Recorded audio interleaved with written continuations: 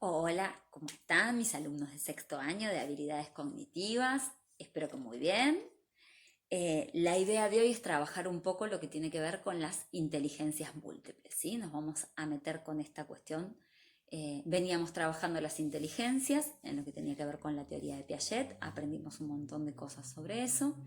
Y recuerdan que así como habíamos planteado al inicio de la teoría de Piaget la dicotomía, la división, la oposición entre la teoría ambientalista que suponía que la inteligencia estaba dada por lo que uno captaba del ambiente y la teoría innatista que apunta que en realidad la inteligencia viene dada básicamente innata, tiene que ver solamente con los aspectos biológicos y no tiene posibilidades de modificación. En el medio teníamos la teoría constructivista de Piaget, que apelaba a que la inteligencia se construye, es decir, que con características biológicas, ¿sí? De base, que eran esos esquemas de base con los que arrancábamos para Piaget, uno iba generando, construyendo, también en contacto con el ambiente, su inteligencia, ¿sí? En este caso, en la cuestión de la teoría de las inteligencias múltiples, también vamos a observar que había un planteo anterior muy fuerte que tiene que ver con el cociente intelectual, ¿sí? Tiene que ver con la característica de cómo llegamos a ese número que ahora vamos a ver un poco de qué se trata, ¿sí? Fíjense ustedes la cantidad de horas que se le dedica, sobre todo en el sistema educativo, a áreas como matemática y prácticas de lenguaje o lengua, ¿sí? Tiene una carga horaria muchísimo más importante que otras materias, ¿sí? Esto tiene que ver fundamentalmente con que se han priorizado a lo largo de la historia estas características, ¿sí? Las características lingüísticas y las características lógico-matemáticas como características, a ver, señaladoras de alguna manera de inteligencia, ¿sí?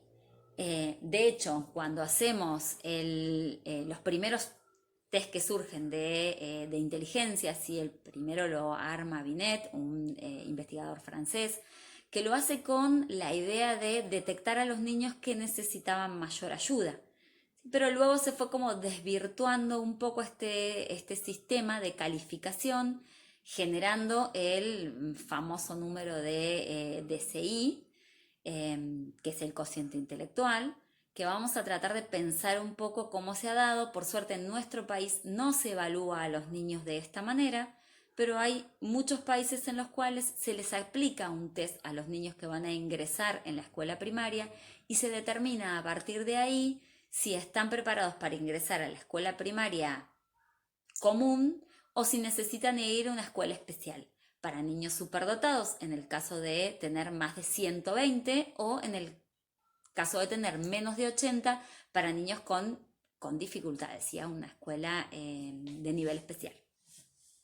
El CI, ¿sí? El cociente intelectual, es la edad mental que es la que me va a dar el test, ¿sí?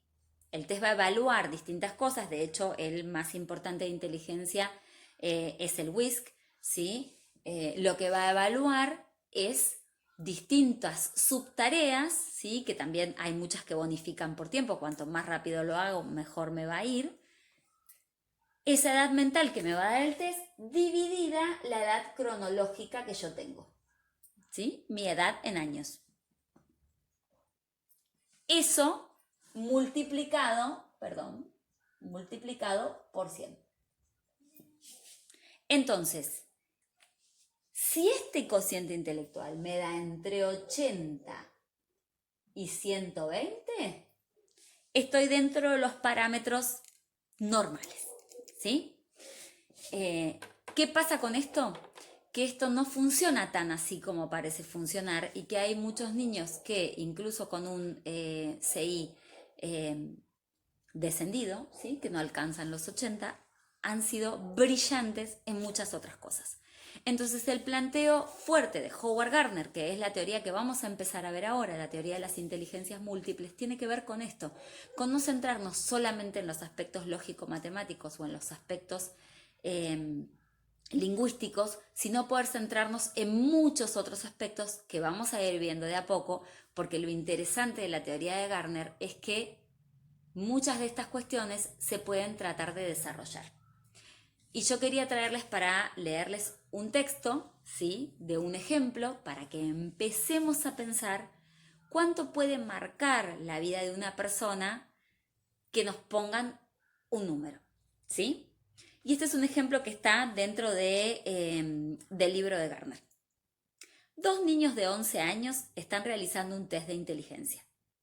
Están sentados en sus pupitres, bregando con los significados de diferentes palabras, con la interpretación de gráficos y con las soluciones a los problemas aritméticos. Registran sus respuestas rellenando unos circulitos en una hoja aparte, ¿sí?, la hoja de respuestas. Después, estas hojas de respuestas ya completas se puntúan objetivamente. El número de respuestas correctas se transforma en una puntuación estándar que compara al niño individual con una población de niños de edad similar. Los profesores de estos niños revisan las diferentes puntuaciones. Observan que uno de los niños ha obtenido resultados de nivel superior. En todas las secciones del test ha respondido correctamente a más preguntas que sus compañeros. De hecho, su puntuación es similar a la de niños 3 o 4 años mayores. Los resultados del otro niño son normales. Su puntuación es similar a la de otros niños de su edad. Un cambio sutil de expectativas rodea la revisión de estas puntuaciones. Los maestros y profesores empiezan a suponer que el primer niño irá bien durante toda su escolaridad, mientras que el segundo solo tendrá un éxito discreto. Efectivamente, estas predicciones se cumplen. En otras palabras, el test realizado por los niños de 11 años supone un pronóstico fiable acerca de su posterior rendimiento en la escuela. ¿Sí? El CI es bastante predictivo del desempeño de los niños en la escuela, por el tipo de resolución de problemas que la escuela implica. Pero dice Gardner, ¿qué ocurre una vez que se acaba la escolaridad? Recordemos a los 2 protagonistas de nuestro ejemplo. Mirando más allá en sus vidas, descubrimos que el estudiante normal se ha convertido en un ingeniero mecánico de gran éxito que se ha colocado en una posición privilegiada tanto en la comunidad profesional de ingenieros como en los grupos cívicos de su comunidad. Su éxito no ha dependido de una racha de suerte. Todos lo consideran un hombre competente. El estudiante superior, por otro lado, ha tenido poco éxito en la carrera de escritor que él mismo eligió. Después del repetido rechazo de los editores, se ha colocado en un banco en un puesto intermedio. Sus compañeros, sin considerarlo un fracasado, piensan que es corriente en la realización de sus tareas. ¿Qué ha ocurrido? Tratemos de pensar en esto, ¿sí? ¿Qué ocurre en estas situaciones?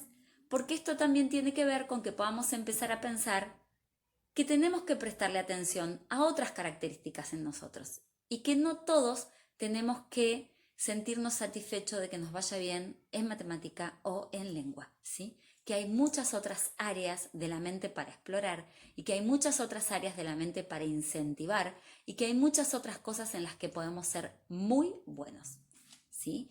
Les mando un beso enorme y vamos a seguir trabajando muchísimo con este tema que espero que les interese.